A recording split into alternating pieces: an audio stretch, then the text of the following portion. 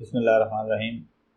ये हमारा last lecture है जी फाइल हैंडलिंग के बारे में, और हम इसमें कुछ थोड़ी बहुत फॉर्मेटेड और अनफॉर्मेटेड के बारे में पढ़ेंगे। इनफैक्ट तो हम एक एग्जांपल करेंगे, हाउ टू रीड और write a formatted data and how to read और राइट एन अनफॉर्मेटेड डाटा, और इनफैक्ट इन दोनों का यूजेज क्या है, ये ज़्यादा इम्पोर्टेंट है। अच्छा जी, हम ये वही कोड है जो हमने पहले किया, जिसमें हमने सिंपल एक फाइल ओपन करके उसमें 3 लाइंस राइट की, उसको क्लोज कर दिया, फिर उसको रीड करके और उसको प्रिंट कर दिया। तो ये वही एग्जैक्टली कोड है, जस्ट हम इसमें थोड़ी सी चेंजेस ये करना चाह रहे हैं कि हम यहाँ पर फ्लोट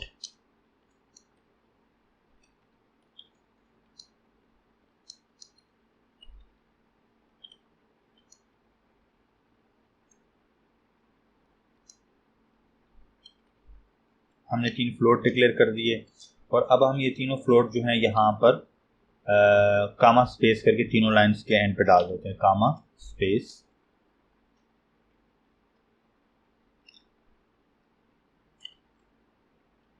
एक्स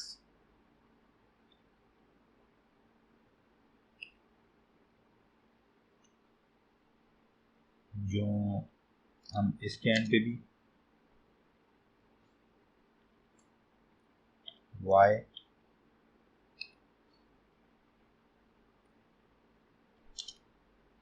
कामा स्पेस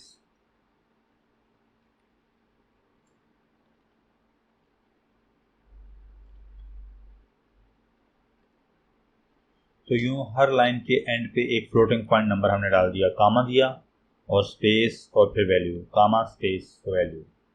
तो ये एग्जैक्टली अब CSV फाइल बन गई है। अगर आप इसको हार्ड डिस्क के उस पार पे जाके ओपन करेंगे तो ये परफेक्टली एक एक्सेल शीट की तरह खुलेगा। ठीक है, तो हम इसको वैसे ही रन कर लेते हैं एक दफ़ा।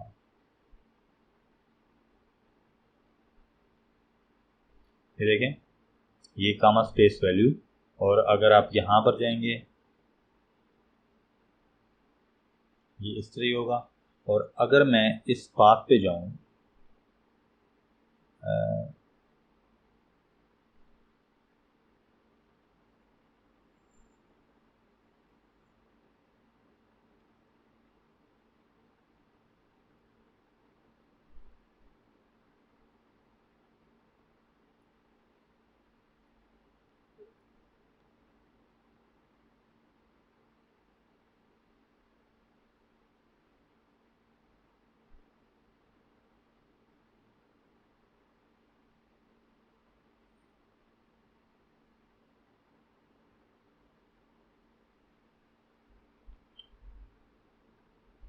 ये उस पाथ पे देखें CSV फाइल, क्योंकि मेरे कंप्यूटर पे CSV फाइल जो है वो एसोसिएटेड एक्सेल के साथ,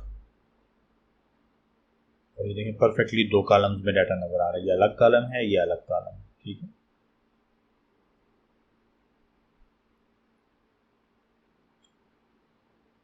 अच्छा जी, हमने डाटा राइट कर दिया। अब हम रीड करते हुए करना ये चाह रहे हैं कि जब हम रीड करें लाइन बाय लाइन, तो हर लाइन में कामा से ऑनवर्ड, कामा स्पेस छोड़ के अगर ये फ्लोटिंग पॉइंट नंबर है उसको रीड करें, उसको कन्वर्ट करें फ्लोट में, और फ्लोट में कन्वर्ट करके इनको ऐड करते जाएं। तो उसके लिए हम पहले यहाँ पर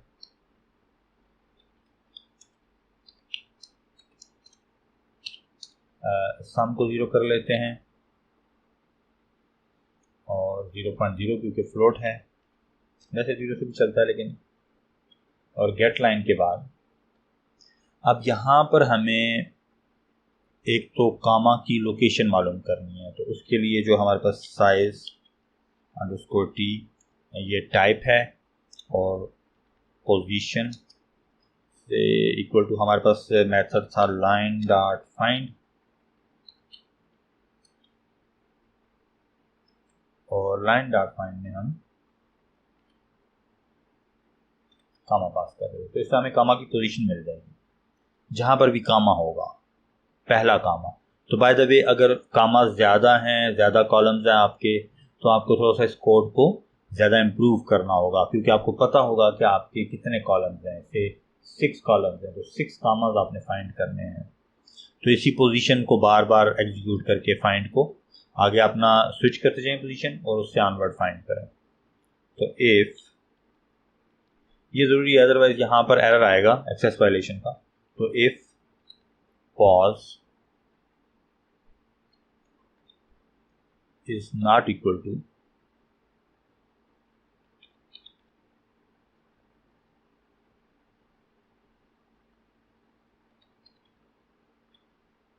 एन पॉज, आई थिंक यहाँ पर एसटीडी भी लिख दें तो फर्क नहीं पड़ता, लेकिन एसटीडी में इसका प्रॉपर स्कोप डिफाइन हो जाएगा। और हम यहाँ पर स्ट्रिंग में रीड कर लेते हैं, से data is equal to line dot, यहाँ पर हम सब स्ट्रिंग का मेथड यूज कर लें, सब स्ट्रिंग, और जो भी पॉज है, पॉज के बाद जहाँ पे पॉज है वहाँ पे कामा है, फिर स्पेस है और फिर वैल्यू है, तो +2 कर देते हैं। तो उससे ऑनवर्ड से लेके एंड तक की स्ट्रिंग रीड हो जाएगी। मतलब हमारा जो फ्लोटिंग पॉइंट नंबर है वो रीड हो जाएगा, लेकिन एज अ स्ट्रिंग रीड होगा, क्योंकि देखें ये डाटा, ये स्ट्रिंग है, स्ट्रिंग डाटा में रीड होगा। तो अब हम इसको सम करना चाह रहे हैं, तो सिंपल स्ट्रिंग को सम करेंगे तो कैटिनेट हो जाएगी, क्योंकि सम का ऑपरेटर स्ट्रिंग पे भी चलता है। तो हम सम प्लस इक्वल, यहाँ पे s to f, ये हमारे पास मेथड है जो कि स्ट्रिंग को कन्वर्ट कर देगा फ्लोट में, और हम यहाँ बाहर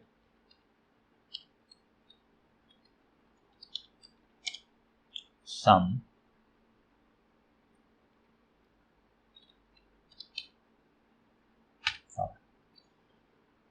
तो टेक्निकली इन 3 फ्लोटिंग पॉइंट नंबर्स का न्यूमेरिक सम आना चाहिए यहाँ पे, ठीक है।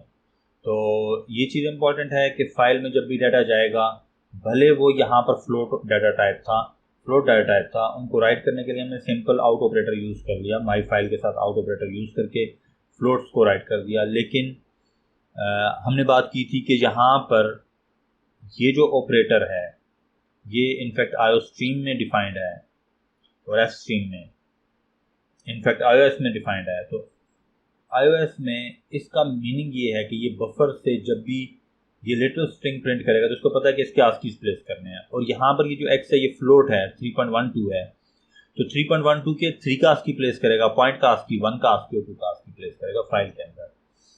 तो ये प्योरली ओवरराइड हुए में सारे ऑपरेटर, ये ऑपरेटर ओवरराइड हुआ है कि अगर स्ट्रिंग होगी अकॉर्डिंगली बिहेव करेगा, अगर फ्लोट होगा अकॉर्डिंगली बिहेव करेगा। बफर से फाइल में, जो हमने लास्ट लेक्चर में देखा था कि बफर से जब फाइल में जा रहा है तो प्रॉपरली उसको आस्कीज में कन्वर्ट करके वैल्यू को IEEE का जो फ्लोटिंग पॉइंट फॉर्मेट को सेव करने का मेथड है उससे आस्कीज में कन्वर्ट करके राइट करेगा, ठीक है।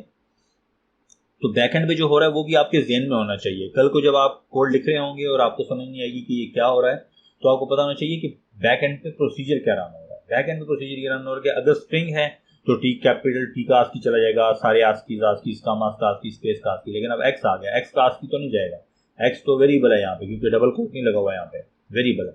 वेरिएबल क्या है, फ्लोट है, तो फ्लोट को आस्कीज में कन्वर्ट करके राइट करेगा। लेकिन जब रीड करेगा तो डेफिनेटली आस्कीज रीड करेगा। यहाँ पे हमने कामा मालूम कर लिया, कामा से आगे +2 लोकेशन पे स्ट्रिंग रीड कर ली, तो ये लाइन में से स्ट्रिंग रीड हुई है, as a string data read हुआ है, उसको हमने फ्लोट में कन्वर्ट करके और सम में ऐड किया। तो अब हमारे पास वाकई ही इन तीनों नंबर्स का सम आना चाहिए। देख लेते हैं, नहीं तो ये देखें एग्जैक्टली इन तीनों का सम आ गया, 3.12 + 4.23। और अगर हम इसको यहां पर कन्वर्ट ना करें तो फिर क्या होगा।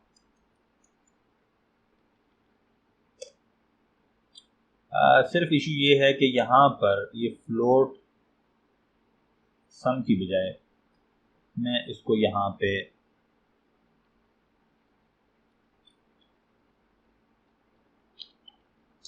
स्ट्रिंग अकोमोलेशन के नाम से कर देते हैं, क्योंकि फ्लोट में तो स्ट्रिंग नहीं ऐड हो सकती। और यहाँ पे भी देखिए वही प्लस इक्वल वहीं पे है, डाटा वहीं पे है, जैसे उसको कन्वर्ट नहीं किया, आउटपुट जो है वो आपको फ्लोट नहीं स्ट्रिंग रखनी होगी, ये इंपॉर्टेंट है। और वो देखें वो सारे के सारे जो है ना वो कैटिनेट हो गए हैं, 3.12 और आगे कैटिनेट होते गए, क्योंकि ये स्ट्रिंग है, ये भी स्ट्रिंग है, उसमें कैटिनेट होते गए हैं। लेकिन अगर आपका डाटा इंपॉर्टेंट है और डाटा में न्यूमेरिकल वैल्यूज हैं, आपका क्विज़ का डाटा है, आपने उसको सम, एडिशन, सब्ट्रैक्शन, मल्टीप्लिकेशन करनी है, कुछ अरिथमेटिक उस पर करना है, तो आपको उस टेक्स्ट डाटा को कन्वर्ट करना होगा किसी न्यूमेरिक स्टाइल के डाटा में। तो न्यूमेरिक स्टाइल का से वो फ्लोट थे, तो फ्लोट में कन्वर्ट करना होगा। यहाँ पे S2 F, अब ये फ्लोट में कन्वर्ट हो गया, फ्लोट में कन्वर्ट होकर सम होता जाएगा और फिर एंड पे आंसर आ जाएगा। तो ये देखें, अब आप चीज़ों को ज़रा बिल्डअप कीजिए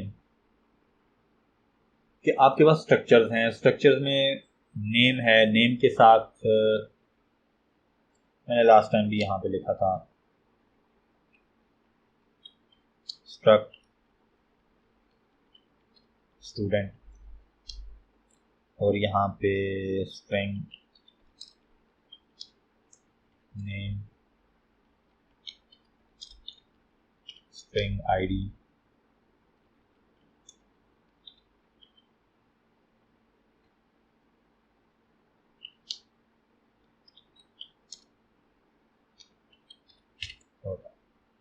और यहीं पे हम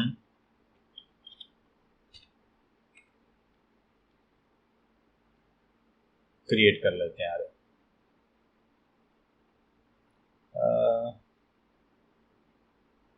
अच्छा, यहाँ पर सेंड करा।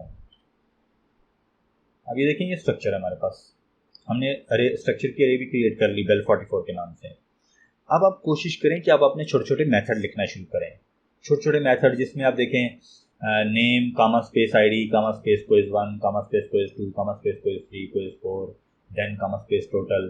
तो ये पूरा आप एक टेबल बना सकते हैं। उसको फाइल में राइट करने का एक छोटा सा फंक्शन लिख दें, माई स्ट्रक्ट टू फाइल, या फाइल से स्ट्रक्चर में डाटा रीड करने का एक फंक्शन लिख लें, या आप मतलब आप जो फंक्शन लिखेंगे वो फंक्शन इतने जेनेरिक होंगे कि इन फ्यूचर हमेशा आपके काम आएंगे। यहाँ से आप अपने कोड डायरेक्टरी बनाना शुरू कर दें, ठीक है। कोड डायरेक्टरी में जितने आपके मेथड्स हैं वो आपको इन फ्यूचर काम आएंगे।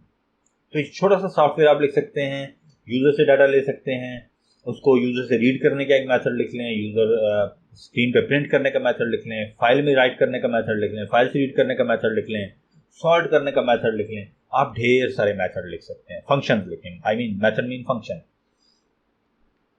तो अब आप अपना ये टास्क शुरू कर दें, और आपका ये टास्क, इसी टास्क में से आपका वाइवा होगा मेनली, बाकी सी में से भी होगा, लेकिन इस टास्क में से लाजमी वाइवा होगा, ठीक है।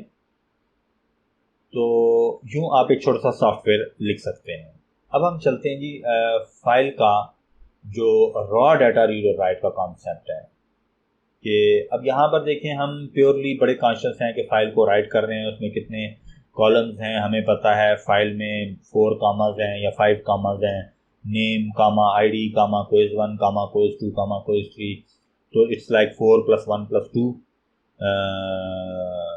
4 + 2 6 + 7। 7 में अगर आप टोटल कॉमास नोट करें तो ये टोटल 5 कॉमास आई थिंक आएंगे, फर्स्ट और लास्ट के आखिर पे तो नहीं, फर्स्ट के एंड पे तो आएगा, लास्ट के एंड पे नहीं आएगा, तो ये 6 कॉमास आएंगे इनफैक्ट, तो 6 कॉलम्स होंगे इसके। तो ये आपको डाटा रीड राइट करते हुए सब पता होना चाहिए, क्योंकि आपने किसी स्ट्रक्चर में डाटा राइट करना है। तो ये प्योरली आपका डाटा एक सर्टेन फॉर्मेट में है जो कि इस स्ट्रक्चर के हिसाब से रीड किया हुआ है, इसमें आप इसको फिल करते हैं, उसको प्रोसेस करते हैं, प्रिंट करते हैं, इसके ऊपर क्यूरीज लगा सकते हैं, सर्च कर सकते हैं। तो ये वो कॉन्सेप्ट है जिसमें हम स्ट्रक्चर्ड डाटा की बात करते हैं। हमारे पास टेक्स्ट फाइल्स हैं या टेबल्स हैं, उनको हम राइट कर सकते हैं CSV फॉर्मेट में। लेकिन अगर हम चाह रहे हों कि हम इस सारे झंझट में पड़े ही नहीं और हम बड़ा रॉ शेप में, बाइनरी शेप में डाटा राइट कर दें और दोबारा रीड करके उसको टाइप कास्टिंग करके स्ट्रक्चर में डाल लें, अलाइन कर लें डाटा को, तो उसका मेथड है जो हम बाइनरी कहते हैं। और बाइनरी डाटा एक बहुत अच्छी प्रोविज़न है, और उसमें हम ये ऑपरेटर, आउट ऑपरेटर नहीं यूज़ करते माई फाइल के साथ, ना ही हम गेट लाइन यूज़ करते हैं, क्योंकि गेट लाइन आस्की डाटा के लिए ही है, जो कि एक लाइन रीड कर लेता है, जिस तरह हमने यहाँ पर गेट लाइन यूज़ किया था रीड करने के लिए, और फाइल में राइट करने के लिए हम आउट ऑपरेटर यूज़ करते हैं माई फाइल के साथ। ठीक है, तो ऐसा कुछ नहीं होता उसमें, हमारे पास अपने दो मेथड है रीड और राइट के। तो हम डंप करते हैं, इट्स लाइक अ डंप, कि हमने एक फाइल क्रिएट की और जो हमने उसको एक मेमोरी ब्लॉक बताया और उस पूरे के पूरे ब्लॉक को उठा के एक बाइनरी फाइल में डंप कर दिया और फिर उस बाइनरी फाइल को रीड कर दिया। ठीक है, मेमोरी ब्लॉक में। तो हम चलते हैं बाइनरी डाटा रीड राइट की। ओके, हम जस्ट एक बाइनरी फाइल क्रिएट कर लेते हैं और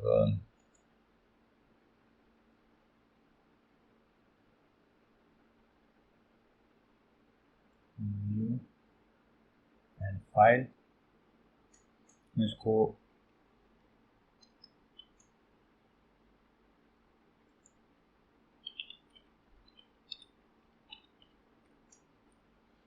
ये बाइनरी फाइल क्रिएट हो गई यहाँ पे, और हम इसी बाइनरी फाइल में एक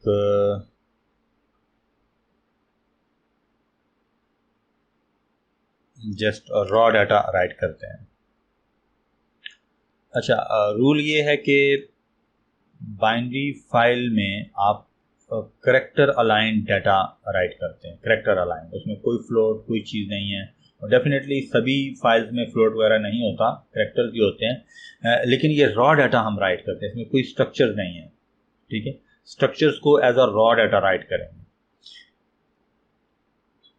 तो फिलहाल हम सिंपल करेक्टर अरे को राइट करेंगे, लेकिन इसके अलावा अगर आपके पास कोई और कंटेनर है, ऐसे आपका स्ट्रक्चर है जिसकी हम थोड़ी देर पहले बात कर रहे थे, तो उसी स्ट्रक्चर को आप मतलब टाइप कास्ट कर सकते हैं पॉइंटर टू करेक्टर, मतलब उसका पॉइंटर लें और उसको टाइप कास्ट करते हैं पॉइंटर टू करेक्टर। ठीक है, तो खैर उसके बारे में हम बाद में बात करते हैं। फिलहाल हम जस्ट एक छोटा सा कोड लिखते हैं।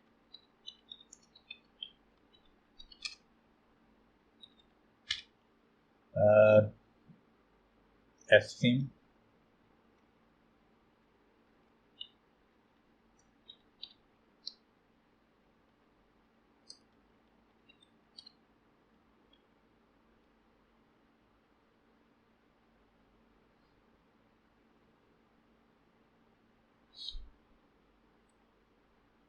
और हम स्ट्रिंग पॉज टाइप साइज, और दूसरी चीज़ हम एक character pointer to character mem block, हम भी एक ब्लॉक ऑफ मेमोरी बना लेते हैं।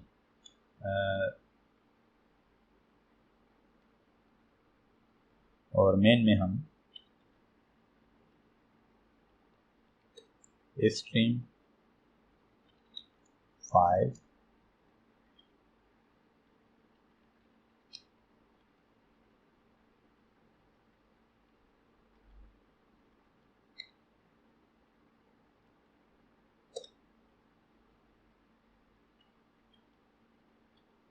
example.bin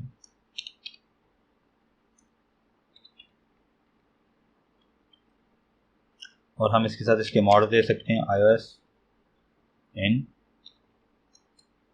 $, iOS out,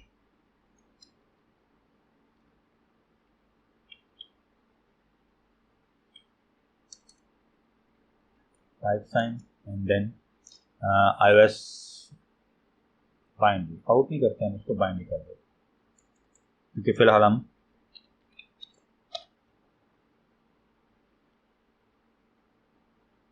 रीड कर रहे हैं जस्ट है। उस बाइनरी फाइल में हम कुछ डाटा रख भी सकते हैं, लेकिन फिलहाल हम ब्लैंक है, उसे कोई फर्क नहीं पड़ता। iOS 18,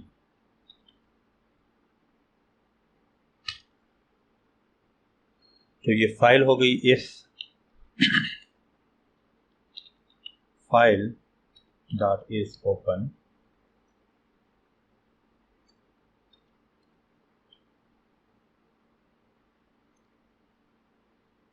और साइज इक्वल टू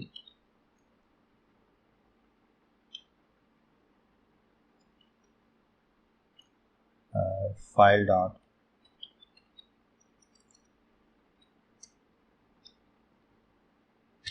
अच्छा, ये इंपॉर्टेंट है कि हमें यहाँ से सिर्फ साइज क्यों मिल जाएगा इसका। उसकी रीज़न ये है कि हमने एट द एंड जो है उसको ओपन करवाया है फाइल को ओपन करके, और उसको पॉइंट करवाया है बिल्कुल एंड पे, बिगिन पे नहीं करवाया। ठीक है, तो इससे ये होगा कि फाइल ओपन भी होगी और उसका पॉइंटर जो होगा, पोजीशन होगी, वो बिल्कुल एंड पे पॉइंट कर रहा होगा।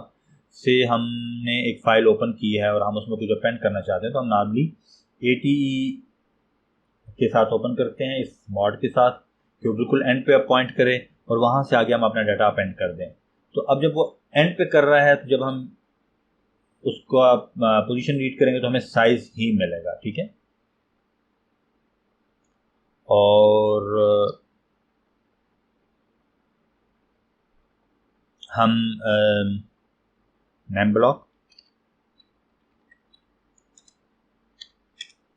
Is equal to new CHR और इसमें साइज पास करना है।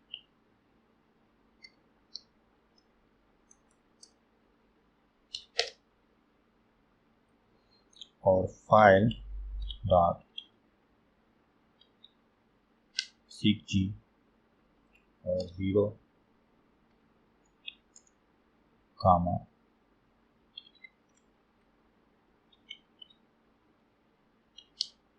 बिगिनिंग पे पॉइंट कर दिया।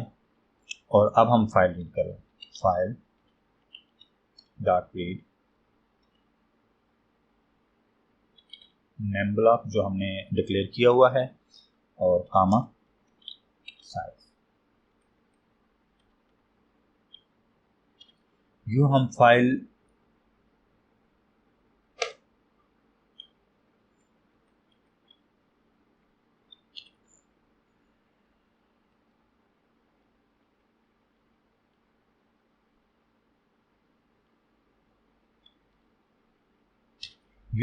रीड कर सकते हैं, बाइनरी फाइल। और उसके बाद हम फाइल रीड करने के बाद हम file dot close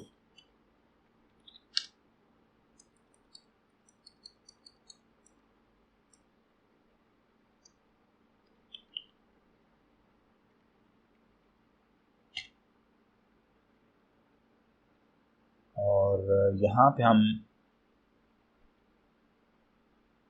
message print कर सकते हैं सी आउट।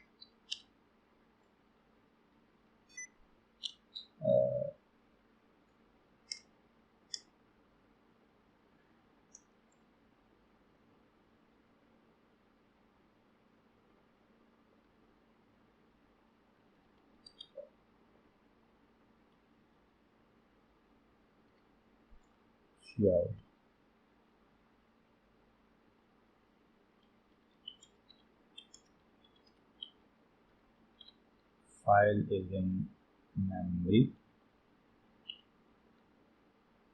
और इस तरह हम फिर डिलीट भी कर सकते हैं।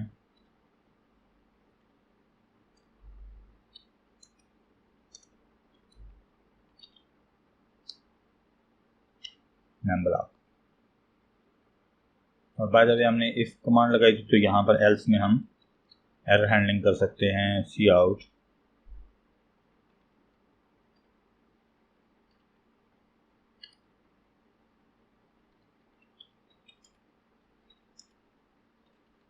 Unable to read. अभी देखिए, जस्ट हमने एक फाइल रीड की है बाइनरी मोड में, हम इसी तरह राइट भी कर सकते हैं। जस्ट यहाँ पे फाइल डॉट राइट आ जाएगा।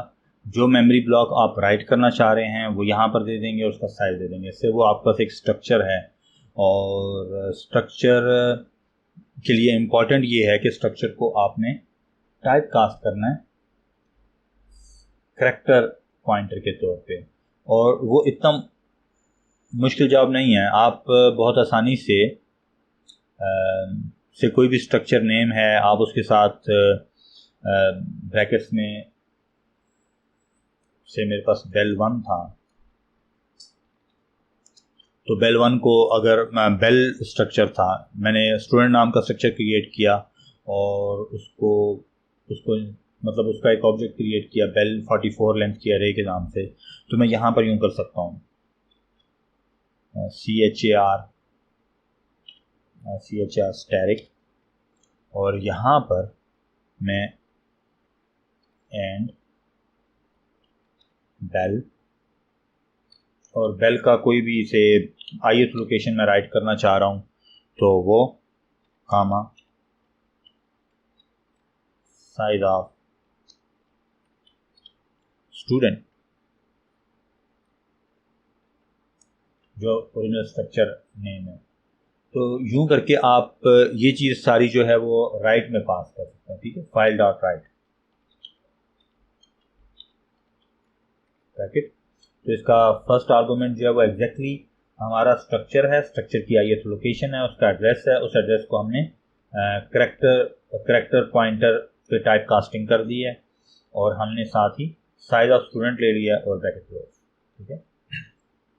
तो यूं आप एक एक लाइन जो है वो फॉर लूप लगा के उसमें राइट कर सकते हैं, क्योंकि स्ट्रक्चर जो हमने साइज ऑफ स्टूडेंट लिया है वो एग्जैक्टली उसके बराबर होगा कोई भी ith लोकेशन, जो 0 लोकेशन होगी उसका साइज स्टूडेंट स्ट्रक्चर के बराबर होगा, जो मैंने थोड़ी देर पहले लिखा था स्ट्रक्चर।